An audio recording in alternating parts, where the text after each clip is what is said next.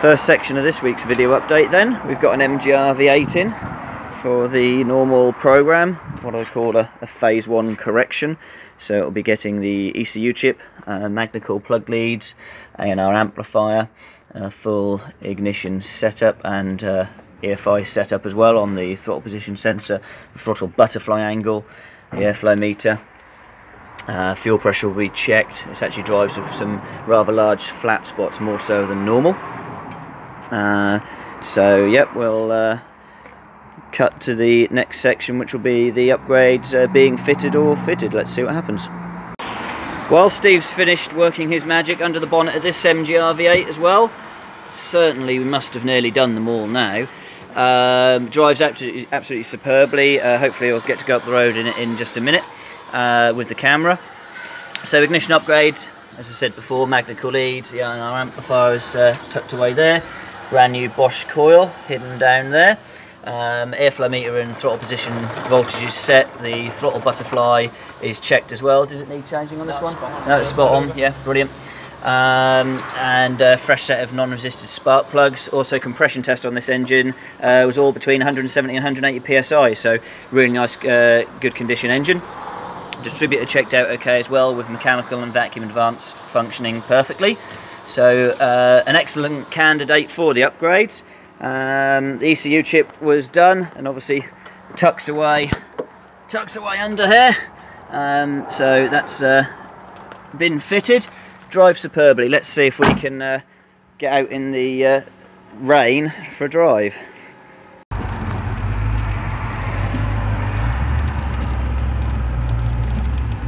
Right, well, out for the road test then. Oh, it's a bit more lively.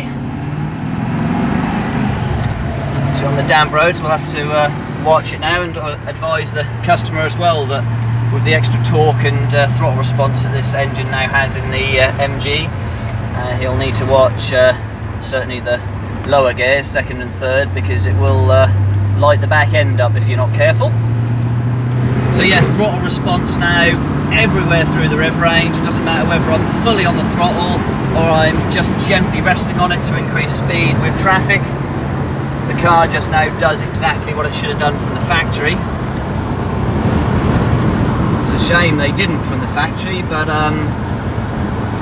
yeah, we can certainly get them how they should have been, and have done hundreds if not over thousands of times. I'm always surprised every time we get an RV8 owner phone up to either order the upgrades so he can install them themselves, or bring the vehicle in for us to do. Talk you through that over the phone if you are fitting the parts yourself, and how to set ignition timing up, how to check the distributor over. We can go through all of that via email or on the phone. Yeah, and you can end up with an MG or a Westfield or a TVR, Morgan, it's all the same. A light two-wheel drive car that should not have a Range Rover fuel map and a stock ignition, and with a couple of simple upgrades and a couple of hours labour, the car's transformed. I think we'll just pull around the corner up here and do the old first through to fifth, shall we, Steve? Let's go for it. Yeah, why not?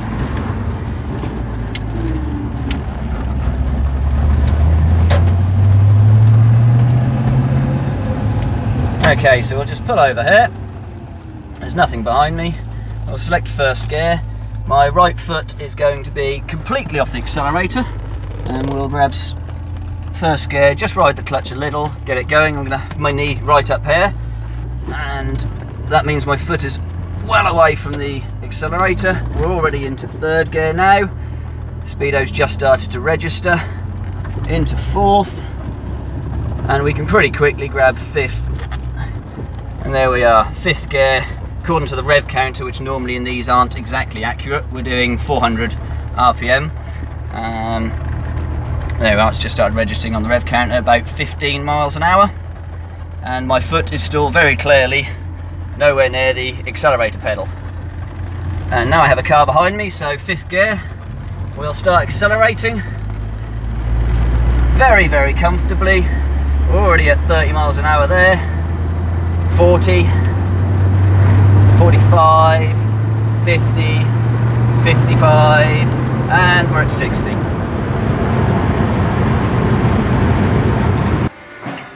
Right, Wednesday now, and got one of the 4-litre Thor engines, number 2 of this batch of 5, all palletised, ready to go out to its dyno test cell to be tortured effectively for 23 hours a day, 7 days a week. So hopefully that will be another one that will last 1500 hours plus. We've got this Defender 110 here on the ramp, which has come in for an exhaust system. It's already running Weber carburetor. I think it's on LPG. Not really. There must be a tank around here somewhere if it's on LPG. There's the petrol tank. Maybe the LPG tank's in the back, or maybe I'm getting the wrong vehicle. But anyway, this is definitely the vehicle for the exhaust system. So Holly's now manufacturing a Y piece that will head down to the centre of the vehicle here, and we've got some stainless steel boxes coming in, a baffled one for the centre, and a straight through pipe for the rear can, because customer wants this nice and quiet, so we're going to go for baffled silencer in the middle. There's the stainless steel Y piece that Holly's fabricated so far, and he's now on the exhaust bender, just bending some downpipes. So hopefully by the end of the week we'll have a bit more stainless work on this to show you, as we're just waiting for the silencers to come in. Right, Friday now. Things have been a little bit quieter here this week in the workshop because Steve's actually been away for the majority of this week. He was in at the very beginning, just off on holiday.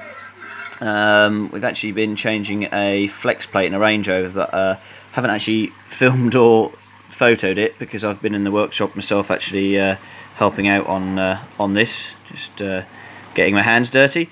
But yeah, changing it because this flex plate's got a crack in it. I'm not sure if you can see it there.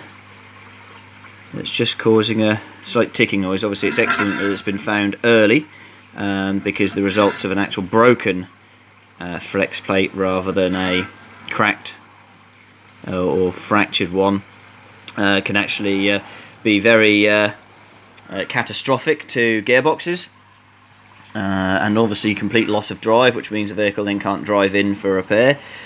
So it turns into a bit of a horror story rather than just I've got a sound on the car, can we fix it, to my car doesn't move, what damage has it done.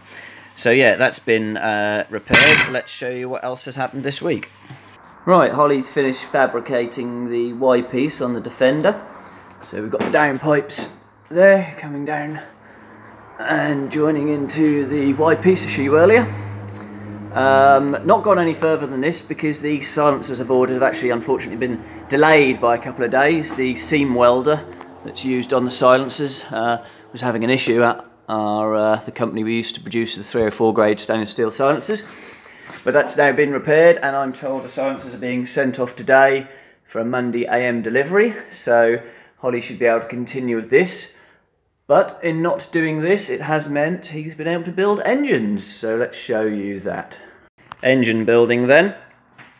Got a block here, it's just been machined out, ready for 3.9 engine. If I find the build spec, that is going into a Defender. So it's obviously plus 20 bore. I'll have new pistons in, reground crankshaft, and standard cylinder heads going in that. Most likely with a Piper Torque Max camshaft. Yep, the build spec says Piper Torque Max camshaft.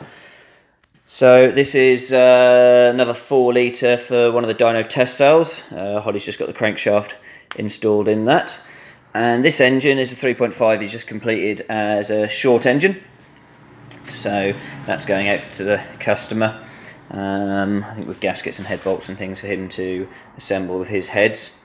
Got a few components up here for the 3.9 cylinder heads that have been fully reconditioned. So even a standard cylinder head for us has a bulleted valve guide. All of our reconditioned cylinder heads have brand new valves, brand new guides, brand new springs, brand new seals on the tops of the guides obviously as well. The early 3.5 and 3.9 heads didn't have inlet and exhaust valve guide seals, but all of our cylinder heads have the later guides that are suitable for the neoprene seals. Also, all of our standard cylinder heads have 3-angle valve seats as well. So actually, for us, a standard cylinder head is slightly worked. We've got the crankshaft here for the 3.9, some rocker sets built up ready for the 3.9 and the 4-litre engine, and also rods and pistons laid out here ready for this 4-litre engine that's already got the crankshaft in. Here's a little interesting side sort of fact here. We stamp all our engine numbers on the rear of the block here. You can see this one's been stamped, so we know what we built and when we built it. We're actually kind of going to do a call out here to everybody that watches our Facebook page. We occasionally get customers phone us and email us with engines that we've built, and they run this number off to us and we can tell them what we built and when. We had the red Westfield in on a video we featured a few weeks ago that had an engine that Holly built in 1998. I had a customer on email a few days ago who was looking to buy a Land Rover that had one of our engines in, and that was a 1996 engine. Holly has looked back through his paperwork, and the earliest record of an engine he built, he's got a 3.5 that was built in 1993 that was sent out to Portugal. Now we think that's one of the earliest ones we had paper records of. I think Holly was still building engines prior to that, but we weren't using this engine number at the very beginning. So we're going to put a call out there to Facebook and all of our followers on YouTube as well, and say, let's hunt down RPI engines and let's find one with an earliest number. So the last few digits of the number determine the month it was built and the year, so this is 818.